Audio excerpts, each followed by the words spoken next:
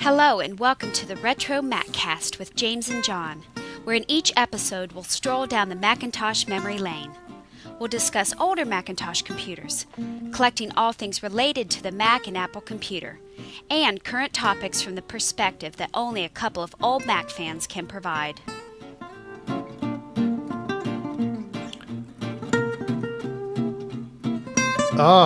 There we are.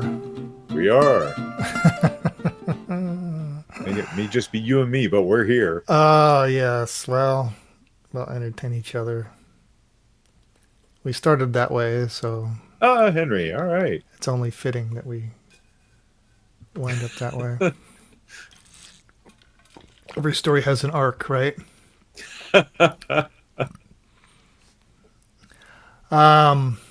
Well, thanks, Henry, for joining us. And now we can say 3 weeks in a row. Set a record for 2025. It has been sporadic. This has been very sporadic this year.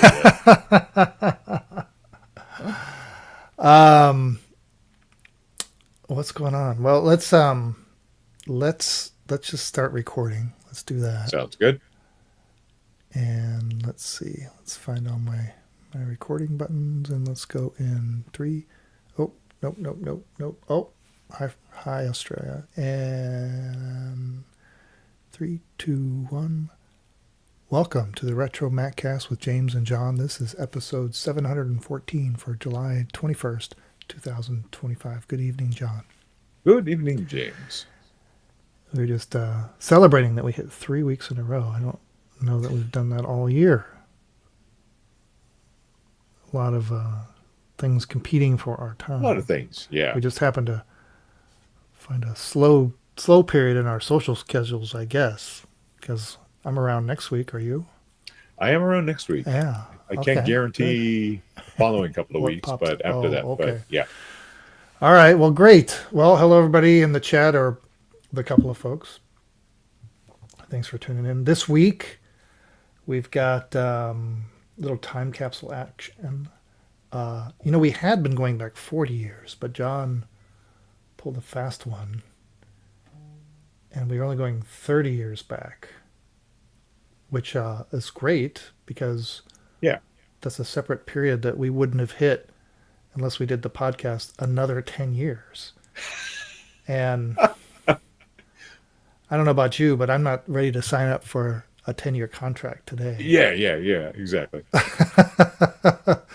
Well, yeah, this is so. We have been doing Mac Addict, but we had been doing that. We were going back 20 years, I think. So. It would be 2005. Yeah. Yes, we hadn't been doing 30 because you can't go 30 years back in Mac Addict, right? You'd have to go. Correct. 30 years of Mac. In a few more years, we'll be able to go back 30 years. Because it started in 97.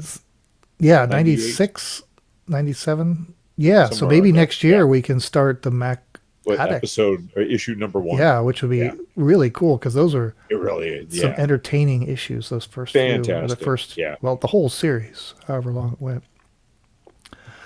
So we've got that coming up. We've got eBay finds and some news and an update.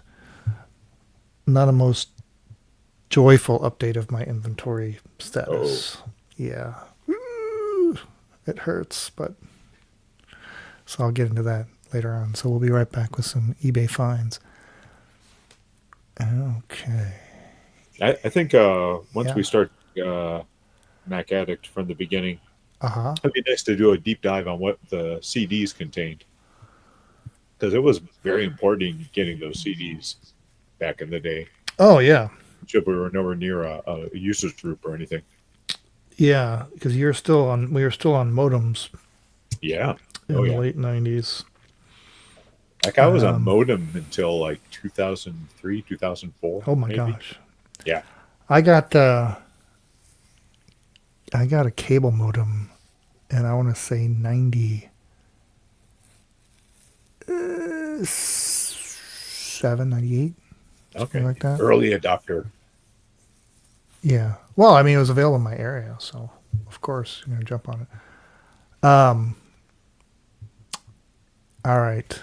Let's get to these eBay finds. Let's go in 3, 2, 1.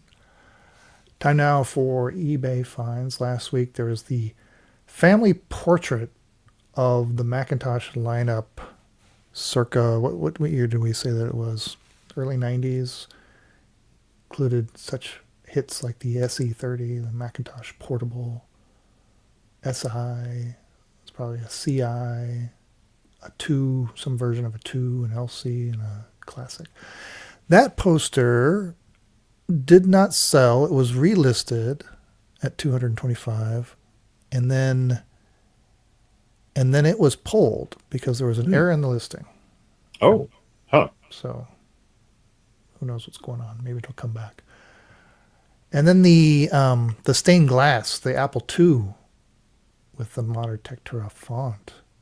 There was actually really 2 pieces. One that had the Apple II labeling and one that was just the Apple logo.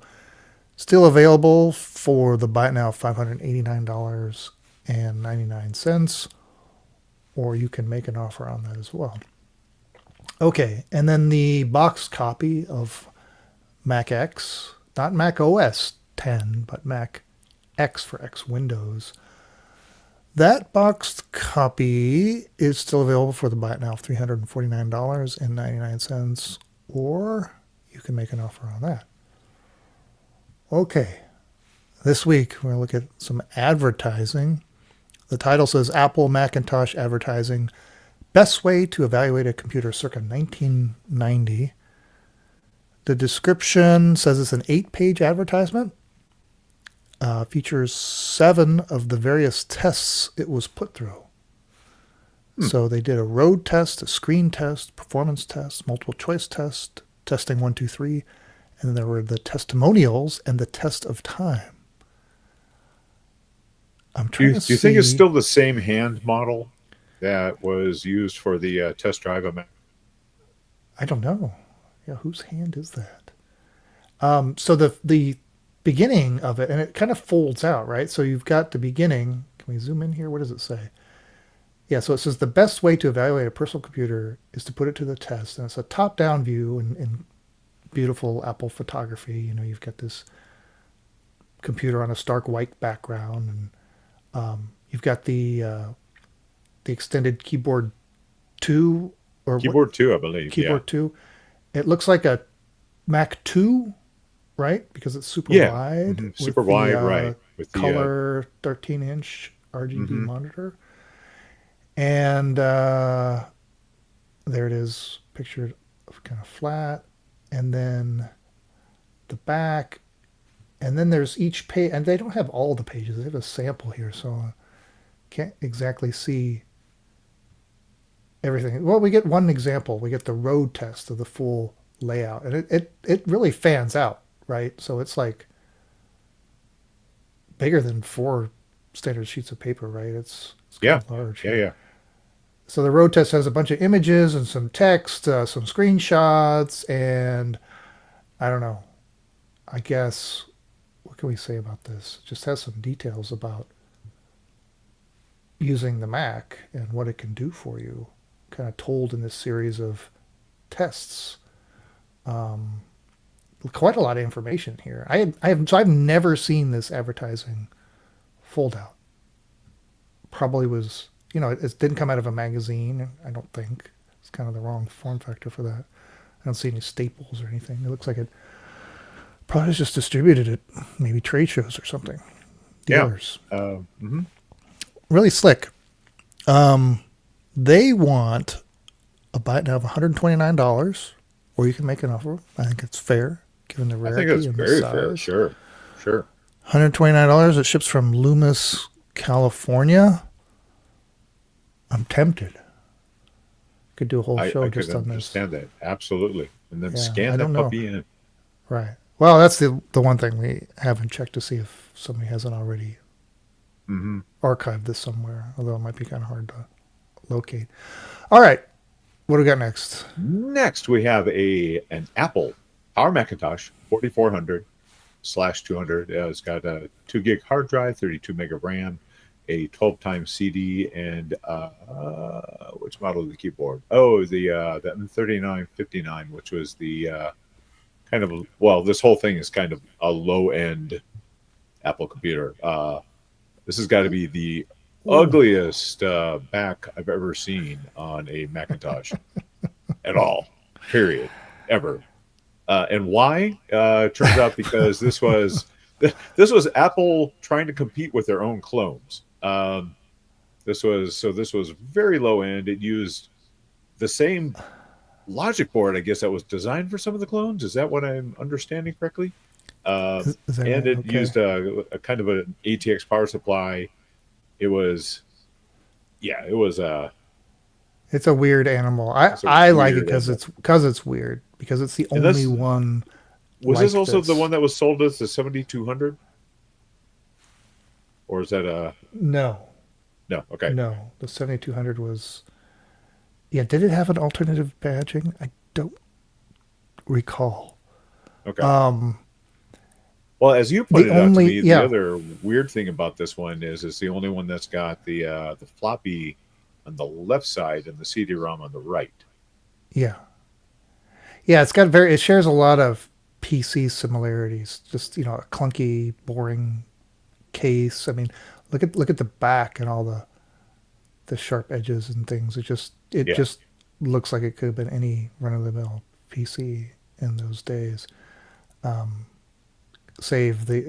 course, it's got your typical Mac ports though, which stand out. Your Macintosh video connector and your ADB and serial and SCSI port, and didn't have built-in networking, so you had to add that. This one has that. Which this really comes clean. With. Yeah, it is. Yeah, it's really clean. What did they say about the operating condition? Did they say? Were they specific about that? It says a 2 gig hard drive in it. They had to have done something to it They said functionally a clean copy of 8.6 on it. Oh, there you go. All right. It just, the floppy is not working and it needs a new battery. But yeah, otherwise it looks pretty good. And just $179 $179 or best offer. So this is certainly, it's a weird one. Not that I don't know how collectible this was or how many of them there were, but I think it's a decent price if you're trying to get kind of an all-ball Macintosh. Yeah. Okay. All right. Summertime. You're heading to the beach. You just be sporting this, an Apple towel. Title says Apple Computer Macintosh Rainbow Logo Beach Towel, rare used vintage condition. So used, I assume that just mean they stored this outside for the last 30 years? Because here's the thing. Really faded to me. I have one of these, and I always wondered about that.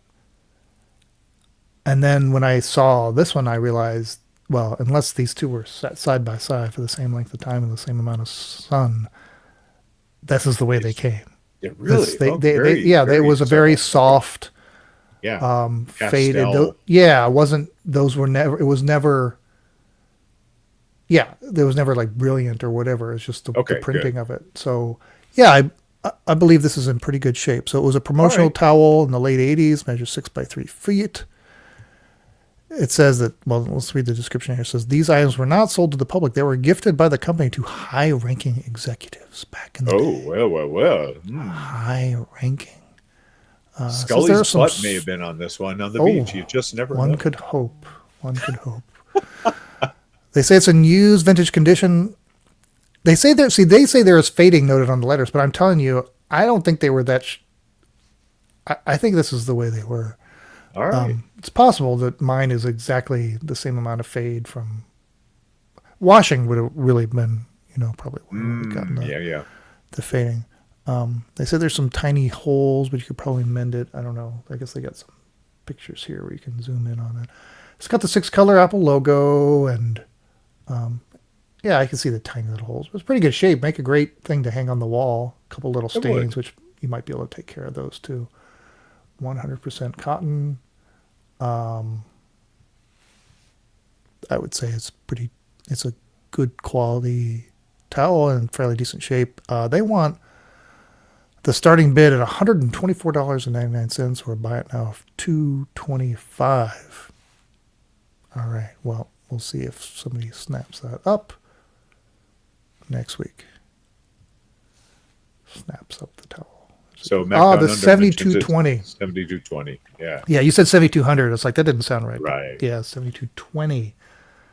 Because the 7200 served the case of the 7500 and 7600. Okay. Yeah. Okay.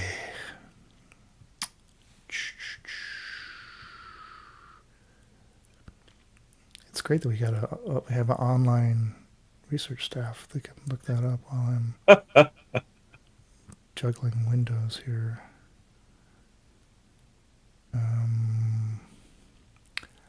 Okay.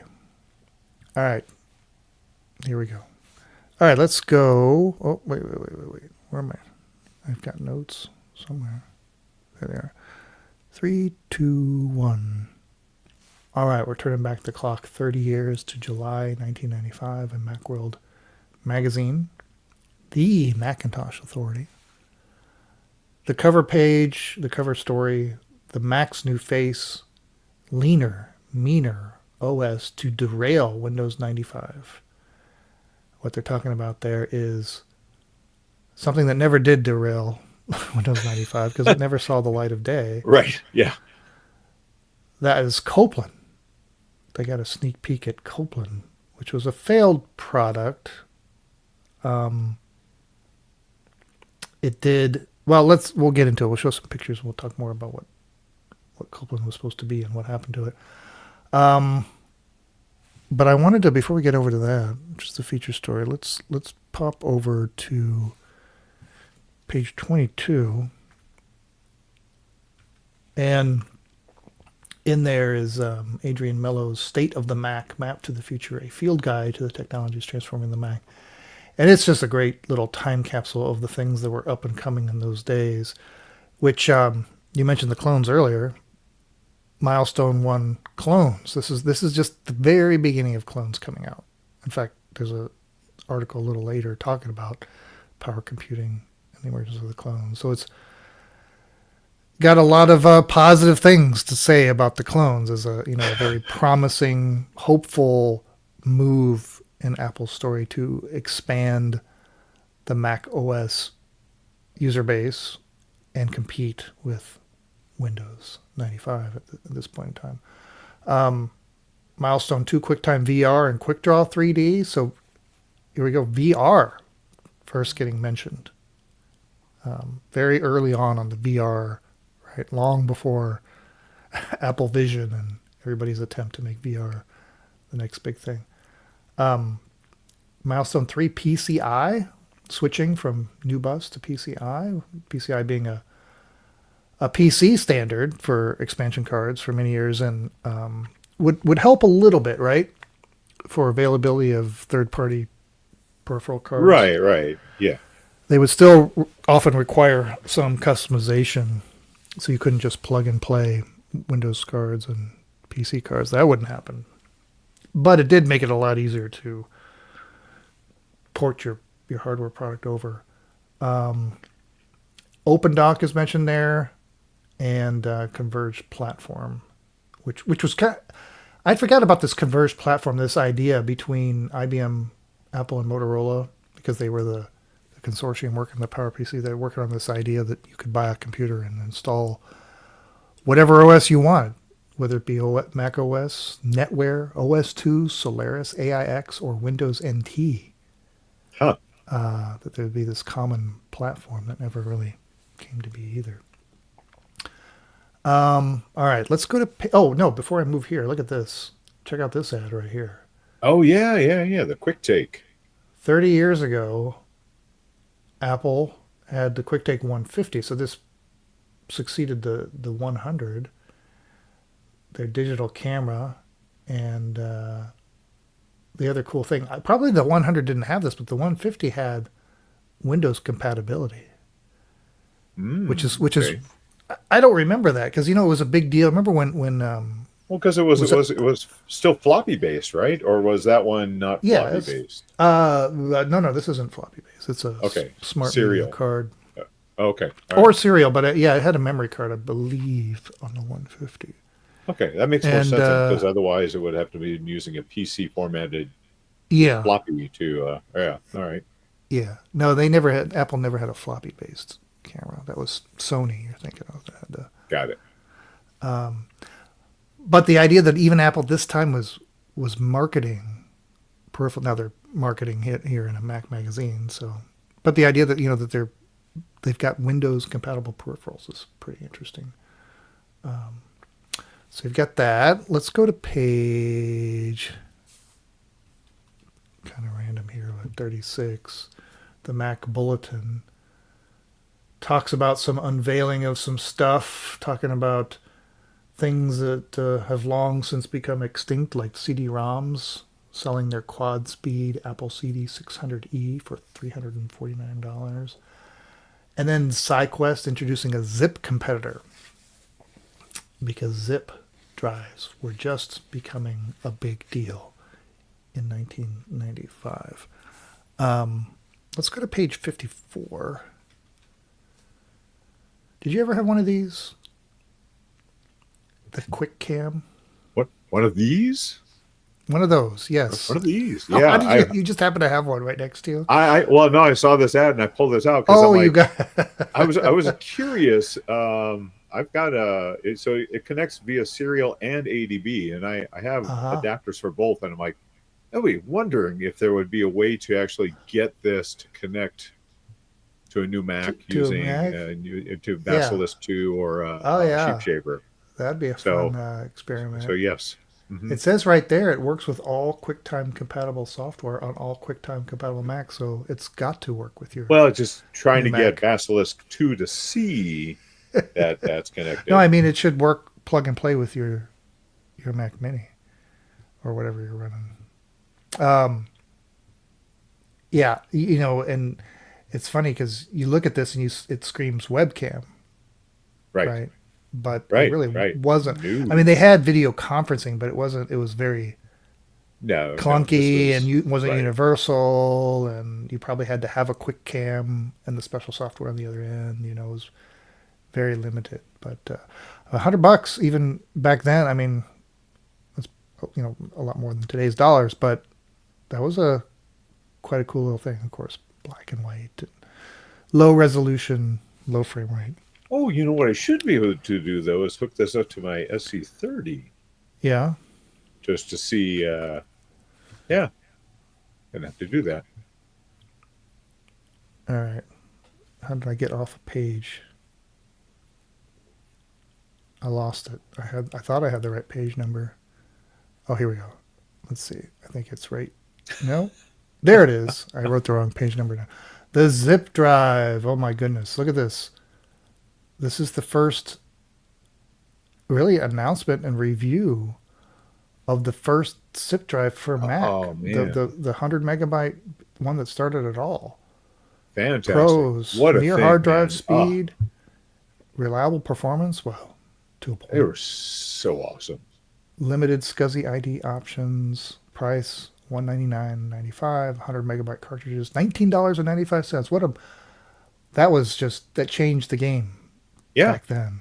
Rewritable storage of that capacity. Right. That fit into your pocket. Mm-hmm. They were a game changer. I mean, holy cow. Yeah. Yeah. I was taking graphics classes out at the college at the time. And actually a little bit later than this, but because I was at home, I had my blue and white G3. And being able to just take multiple graphics files back and forth from class to my blue and white, which of course had the built-in zip, was just outstanding especially for the price that the zip cartridges were. Yeah. Yeah. Of course, later we would eventually get to experience the click of death, and yes, it wasn't completely bulletproof. And learn to do cool things like get this to boot classic Macs, which is also a huge boon. Mm-hmm. And it was for many years like the best classic Mac setup was to be booting off a zip drive until, Flash stuff came along. And I'm pretty sure when you and I first met when I Yeah. was working at the Photo Lab, that I had my Mac Plus there, and I'm pretty sure that's what I was booting off of, was a Yeah. Oh, yeah. SCSI zip drive. All right, here is the new Mac OS unveiled. A fundamental reworking of the Mac system software is in the works. Macworld reveals how this will make the Mac even better. Yeah, so this was going to be the promise to make the Mac OS into a modern operating system with stuff like protected memory and preemptive multitasking. And when this article came out, they're like, next year, guys, this time, mid to late 96, this is going to be out. Yeah, that. Yeah, and they were working hard on it. It didn't happen because of development hell. There were a lot of things that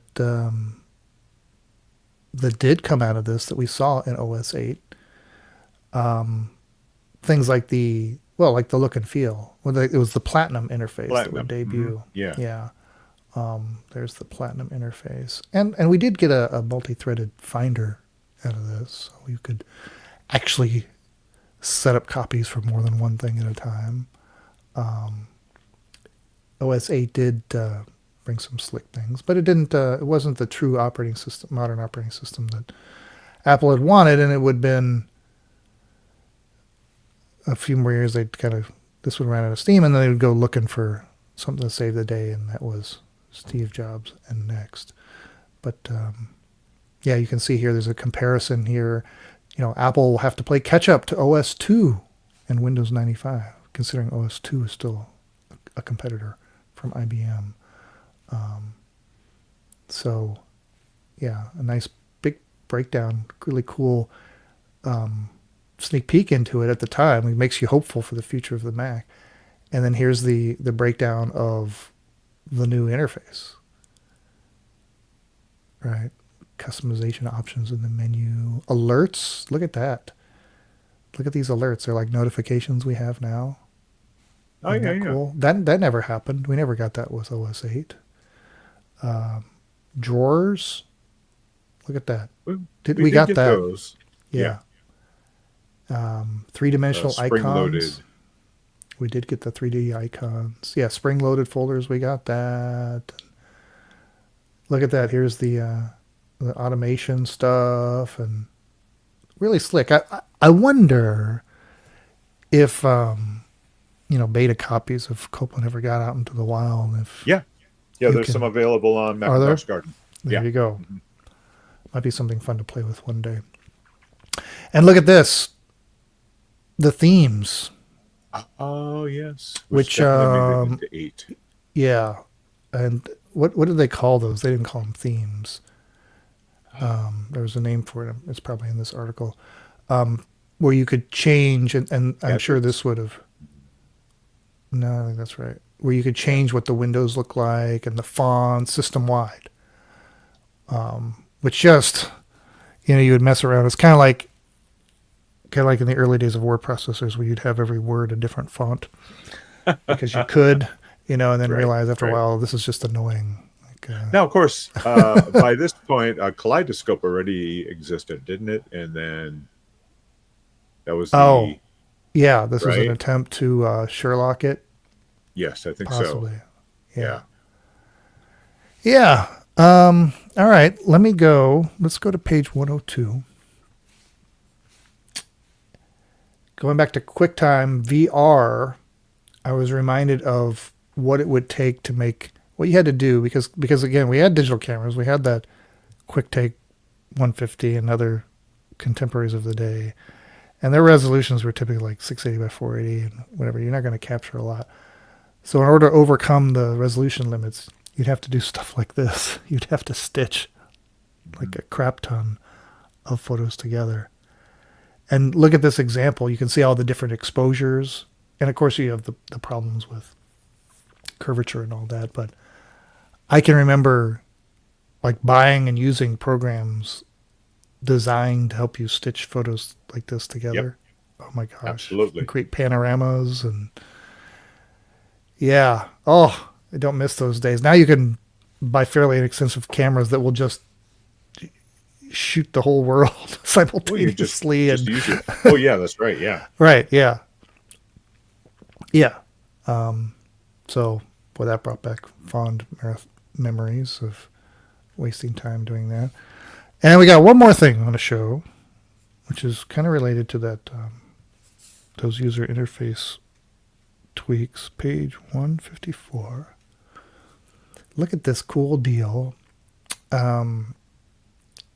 It's an ad for System 7.5. They say it's 7.5 time upgrade to System 7.5 today, and get a free gift. There's never been a better time to upgrade to Windows or excuse me, Macintosh System 7.5. Because if you buy it now from May 1 to July 31st, 1995, you have your choice of either of these gifts from Apple: the Apple logo watch or Conflict Catcher 3, which is interesting because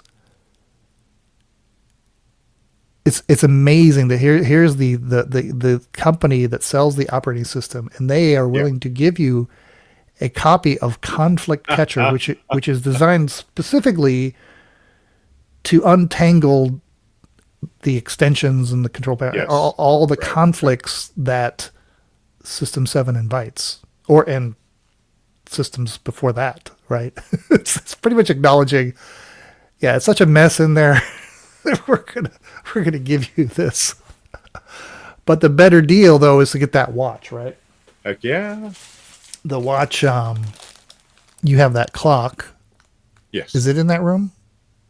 Is it behind you? No. Oh, no. Okay. You made the clock inspired by this watch. I think you could buy this watch, but maybe it was just a promotional giveaway for these.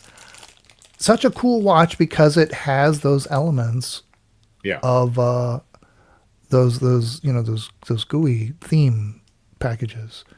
And Memphis? I'm trying to that? remember Memphis, was that the name of this one? Yeah, no, I don't think that's right. With those graphics. I thought it was Memphis. Oh. Okay. Anyway, here's I found this. It's still in the little plastic bag that it shipped in. One of those little watches. Very cool. It's all metal construction. It's just, a lot of little detail in this thing. Thankfully the band hasn't eroded away. It seems like it's still in good shape, and it has along the band. You don't see it in the picture in the ad here, but it has Mac OS running along the length of the rubber band. I don't know if that probably is not going to show on camera, but it's embossed Mac OS, just Mac OS all along the side, with a little blue. Here, I'll take it out of the bag. Little blue. Oh, that's beautiful. Look at that. Little blue clasp thing there, and nice. Yeah, was it the Memphis design? Is the watch? Oh, really? Face. Yeah. I thought there was another name for that theme that was like, you said widget or gadget or something. I thought there was like something like that. Yeah. I got that wrong. Anyway, I don't know what I would have picked. I probably would have gone with the watch. Yeah.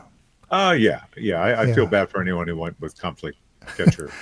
Henry has one, and his band has gone. Yeah, somewhere else I have just the watch because the band did great. I don't know why this one still is in such good shape. I should have it hermetically sealed so it doesn't succumb to time. All right. Well, that was July 1995. We had System 7.5. We had Copeland coming around the corner. All was good. The clones were going to do wonderful things. They were not going to eat away and compete with Apple's own Macs. Right. No. Right. They were going to expand the user space, and it'd be a glorious future for Macintosh users everywhere. Okay.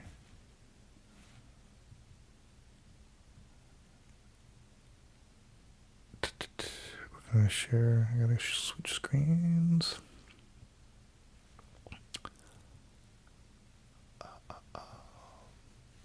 And a couple of news stories. Let's go in 3, 2, 1. All right, over on Macworld, what do you know? Macworld is still around, and Alex Blake wrote, 25 years later, Apple's most infamous Mac can teach some valuable lessons. The Power Mac G4 Cube was ahead of its time and riddled with errors. Riddled, really? But still one of Apple's greatest risks. Yeah, I don't. Is it the most infamous Mac? Would you give it that title? No, I mean, What would you give that title? It was overpriced for what you could do with it. But man, it's still a gorgeous looking system. Beautifully designed, executed. You know, fanless. Just such a stunning looking computer. It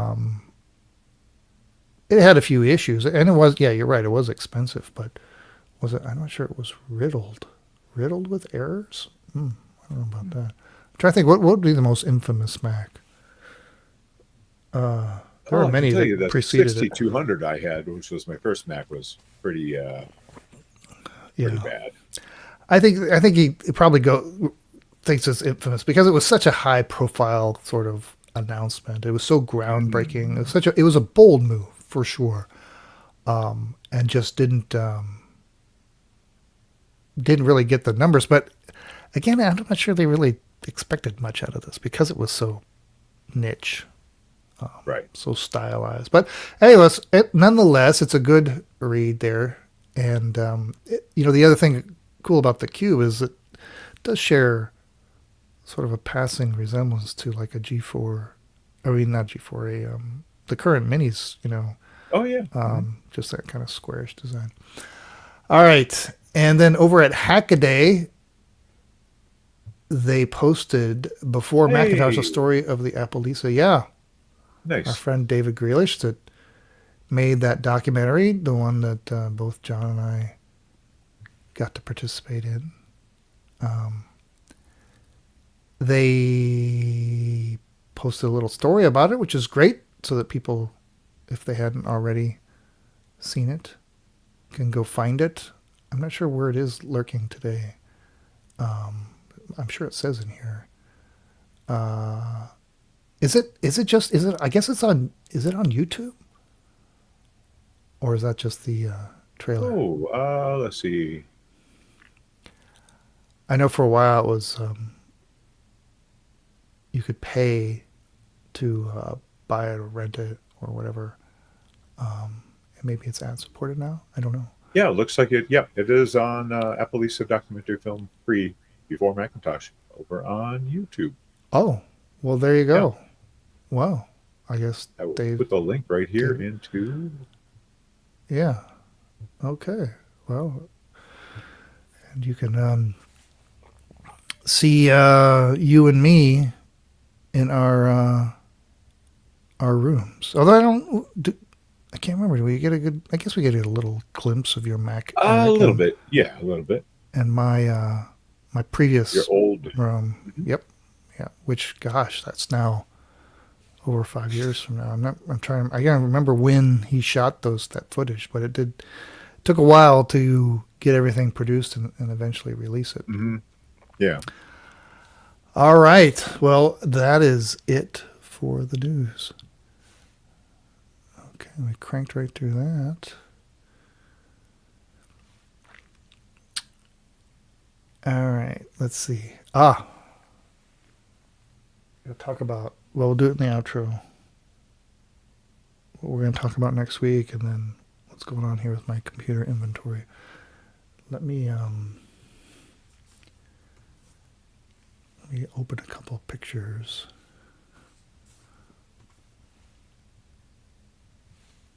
Okay. All right. And let's go in 3, 2, 1. Well, before we end, I need to provide an update on my march to complete the inventory of my computers. It was a sad day, a couple days. I started to reach for some classic Macs, and it didn't go very well. When you say classic, are you talking actual Macintosh all-in-one? classics or Well, of the all-in-one original beige of that okay. ilk. Uh-huh. Oh, actually, before I did that, I grabbed an LC. So I guess you could, I don't know if you still want to call those old classic 68K Macs, but plugged the LC, turned it on, and I let the magic smoke out of that one. Probably. Okay, so chances are it was the power supply, the caps and the power supplies on those. I pretty sure that's what's going on. Okay. Yes. So disconnected power to that and set it aside. Made a note of it and then went to another one. This time an SC30. And turned it on. Yes. And was greeted with this. Hang on. So. Oh, yeah. Okay, Yep. so that is going to be, that's going to be worse. 'Cause that is probably surface mount capacitors on the logic board itself. Yeah. Have you pulled it apart yet? Not yet. No, I was just going to tear through these. I'm just getting this basic status. All right. I'm not definitely open that one up because battery. First of all, that one had canister batteries, and then it has now. I got a sonic cleaner that's big enough to put those boards in. Mm-hmm. So Yep. I would recommend pulling that one apart. Yep. Let's take a look at it. And then, since they were all sitting there right, so let's see if I can get lucky with a Classic 2 right next to it. Okay, those are even worse. And it got it started booting a game of checkers, surprisingly. So I said, well, okay, I'll play some checkers. But of course that wasn't the case. It's the checkerboard of doom. Yes. Yeah. Which is what it's like, a self-test error that produces the pattern or something like that. It's just that one is even worse for capacitors leaking on the logic board. It's just terrible, which is such a shame. Well, that's why this is one of the ones. It's either the Classic or the Classic 2, just like the SC30, where they've redone the logic boards. Brand new logic boards that you can move all your components over to, because depending on how bad those are corroded, you're going to have trace rot. Ooh. Yeah. That doesn't sound good. Nobody wants to hear the doctor say you have trace rot. Trace rot, yes. Yes, I'm sorry, sir. So I kept going and pulled a Mac Plus. Okay. I don't have a picture of it, but I got a nice, healthy chime out of my Plus. That's it? And that's it. A Smiley Mac, or a Mac, wanting a disc to be inserted. And then okay. So you got a screen. I got a screen. Yeah. Okay. No, it looked good. If the floppy drive is still working and I had a disc handy, I would have. But you know what I did? I had an HD20.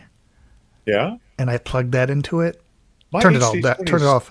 Working great still. And got some magic smoke out of the HD20. No. Yes.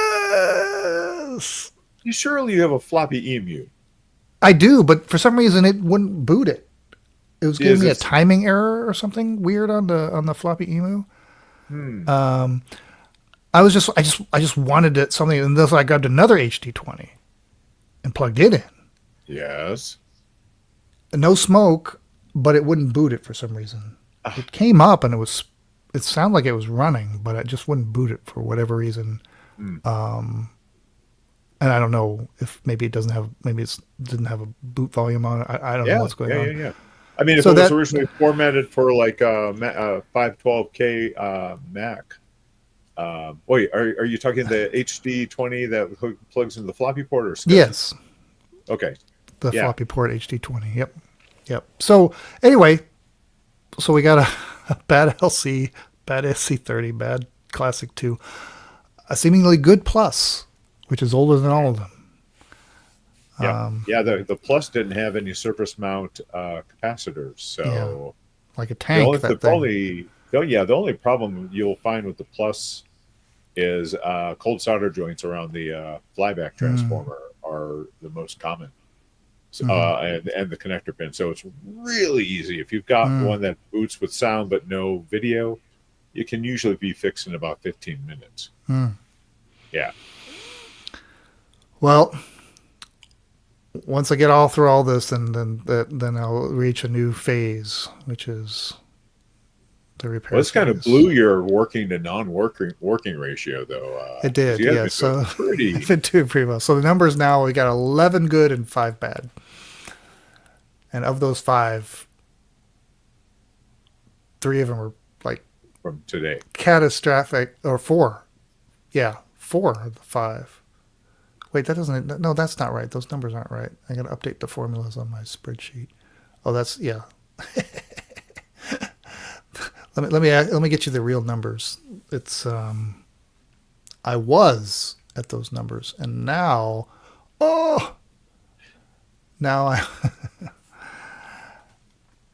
now I'm at 12 good and 7 ailing, various degrees of ailing.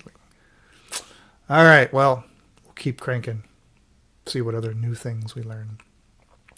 All right, well, next week, when I was looking for something else, I have these bins of old stuff in here, many of them, and there's just lots of little treasures inside that I haven't seen for years and years. So next week we're going through this bin to see what my mystery bin. All right, this is where I had the watch. Watch. Okay. So the watch is in that bin. What else is in that bin? We'll find out next week. And until then, remember, it's not old. It's retro. Okay. Now we're off the clock. Oh, I was going to show, here's a teaser for next week. This was also in the bin. Look at this. When was the last time you saw one of these? Never. It's it's got 3M sticky tape. It's metal. It's embossed. It's just like the badges that would be placed on real Apple computers, but it says Apple System. What did that come from? I don't know. Anyway, there's a story behind that one. I'm not even sure I know it, but another example of the cool stuff in that bin. All right. Well, thanks, the couple of folks that joined us. Back Down Under. Whoever is lurking out there. We have lurkers, so no. All right. Well, we'll see you next week. Yeah. We'll play. I've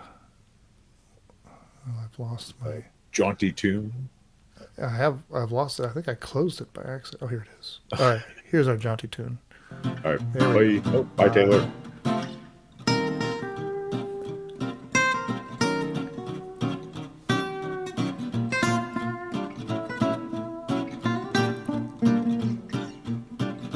Thanks for listening to the RetroMacCast with James and John. Email listener comments and questions to retromaccast@gmail.com or post comments on our website at www.retromaccast.com.